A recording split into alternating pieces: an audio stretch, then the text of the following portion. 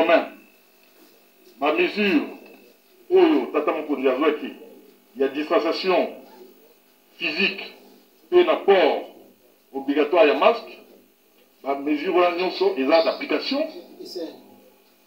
mpona zando ya monene ekotikala bongo fermé jusqu'à nouvel ordre et ba magasin nyonso eza nzinga dans un rayon de 150 mètres ekotikala fermé.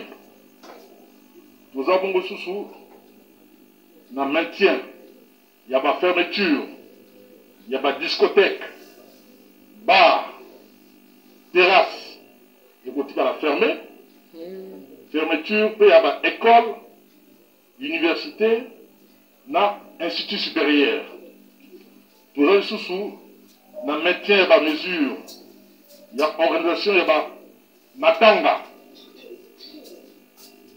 Ndenge tata mokonzi ya kolo a décidé qui kondo soki akufi okoki kozwa na morgue et tomemie na cimetière kama matanga oyo ya kolala tongo sa eza lisusu te. Bon, interdiction na commune ya Gombe ya bamalewa ya bashege kokota na kati ya commune ya Gombe na bawewa ezali bongo interdit. Tolobi boye ba commerce oyo nzela oyo babengaka ntango mosusu galerie Mungo na bandeko mibali to basi oyo batandaka biloko ya kolia bilamba ya kolata na baproduit mosusu na nse na mabele na nzela ezali bongo epekisami jusque à nouvel ordre na commune ya Gombe. Malewa pe na commune ya Gombe epekisami jusqu'à nouvel ordre. Ba église jusqu'à nouvel ordre ils allaient bongo fermé. Ma stade ils allaient fermé jusqu'à nouvel ordre. Pour le dit déconfinement oyo ils allaient bongo progressif. Malembe la mesure mususu et ban rokoya ti tango okotala ndenge nini maladie oyo ils allaient kokende ya coronavirus.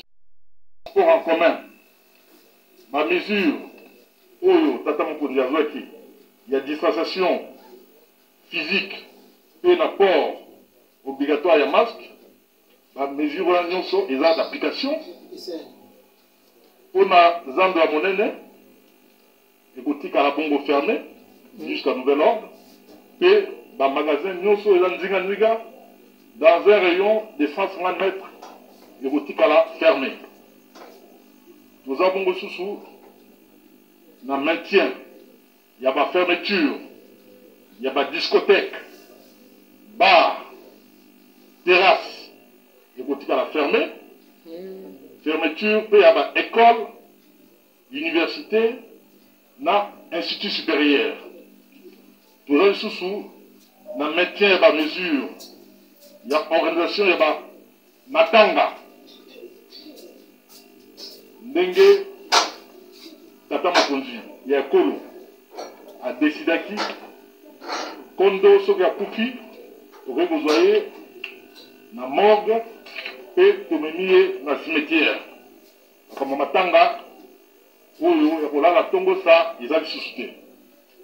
Bon, interdiction na commune ya Gombe ya bamalewa ya bashege kokota na kati ya commune ya Gombe na bawewa ezali bongo interdit. Tolobi boye ba commerce oyo nzela oyo babengaka ntango mosusu galerie Mungo na bandeko mibali to basi oyo batandaka biloko ya kolia bilamba ya kolata na baproduit mosusu na nse na mabele na nzela ezali bongo epekisami jusqu'à nouvel ordre na commune ya Gombe. Malewa pe na commune ya Gombe epekisami jusqu'à nouvel ordre. Ba église jusqu'à nouvel ordre ils allaient bongo fermé.